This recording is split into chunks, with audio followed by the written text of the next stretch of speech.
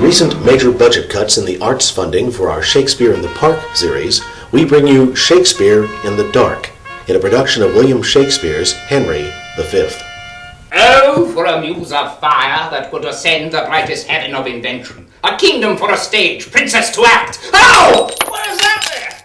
And monarchs to behold the swelling scene. I think my leg is bleeding. Then shoot the warlike Harry. Look, this is ridiculous. Come on, keep going, mate, keep going. Like himself. Ah, my foot! Ah, you bastard! A silver of marble!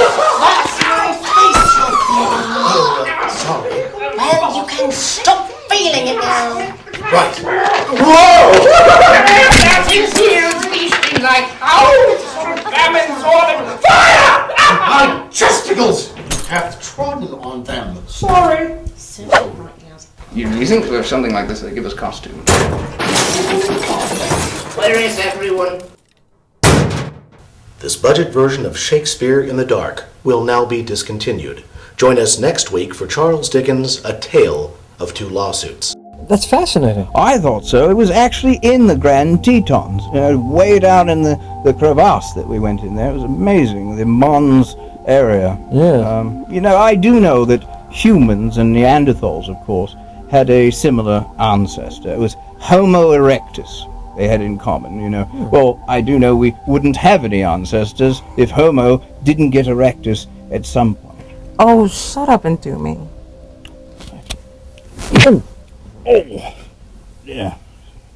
Needed an airbag there. We've been at this particular dig site for about 15 years. Well, in clown time, of course, that's only 15 minutes. I don't know if you've seen their act. No. Certainly seem that way. Yes, do watch a step. Now, here you'll see primitive clown tracks that go all along this riverbed. These particular primitive clown tracks end here. Fascinating. Is it? Can we see that? Can we get a close-up? Yes, take a look at that. Can we see that? Yes. There they are. Now you'll see that two velociraptors must have come here. The tracks abruptly end. Two velociraptors hunt in pairs, of course. They probably surrounded the Cro-Magnon clown and they came up behind him. They often hunt in pairs, paralleling him. There was a struggle. He did his best bits. Then they quickly devoured the Cro-Magnon clown, despite his using the slapstick, which only infuriated them. I don't know if you know this, Mr. Legina. Velociraptors have no sense of humor.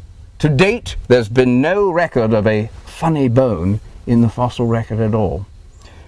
You will note, though, that one velociraptor turned to the other velociraptor and said, "Did that taste funny to you?" Really? It was a joke. They can't speak, velociraptors, because they're dinosaurs. They don't have the appropriate uvula tool. Protothorax isn't even a possibility for them.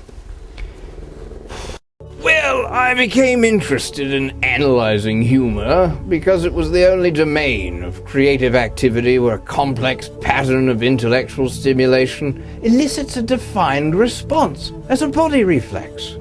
The following program is a presentation of KCTG Los Angeles and the National Public Television Council of Norway.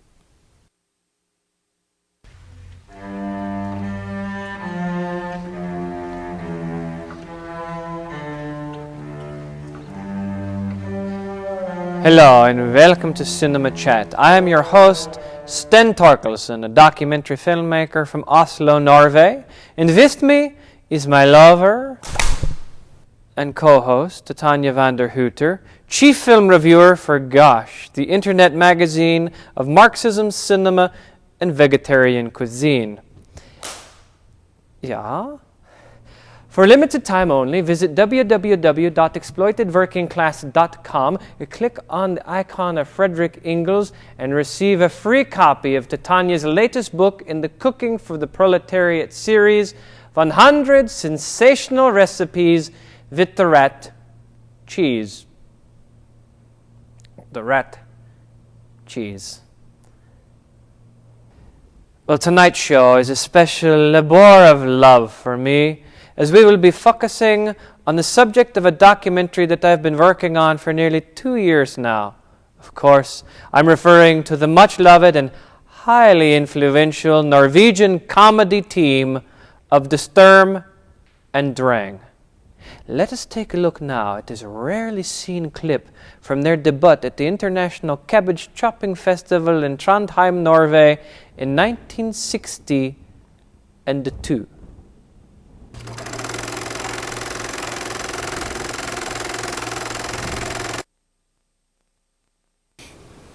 This next skit that we would like to do for you is about a man who walks into a fish market to buy a cigar. But there is no cigar because it is a fish market.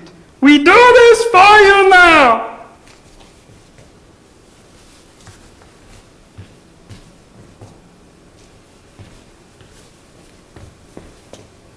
Hello, I would like to buy a cigar. But this is a fish market. Who can keep a straight face after seeing that? However, once the laughter has ended and we dissect the structure of this deceptively simple scene, we begin to see that there is much which lies underneath the surface. Let us begin now with the now famous pivot. Titania? The pivot represents a major turning point, not only in Scandinavian comedy, but in worldwide political thinking as well. At the end of this skit, Sturm and Drang pivot towards the audience. This was long attributed to the silly notion that Norwegians are a gloomy people, incapable of recognizing that the skit had ended and in need of an indication that it is appropriate to laugh. Now, while it is in fact true that Norwegians are gloomy, stupid, and apolitical, it is ridiculous to believe that this had any bearing whatsoever on Sturm and Drang's creation of the pivot. Let us take a look at this clip now from their 1966 appearance on Gail Sondergaard's big show of comedy.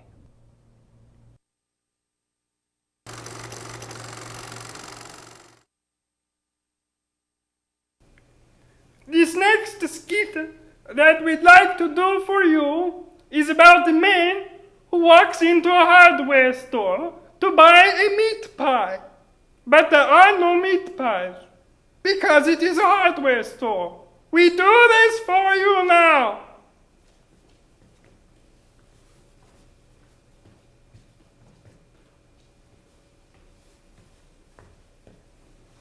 Hello, I would like to buy a meat pie. But this is a hardware store.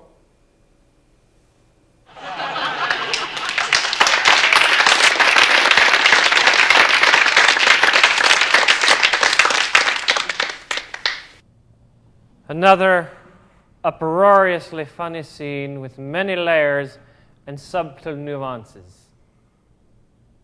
Titania? Sten, you are a capitalist pig. Yeah.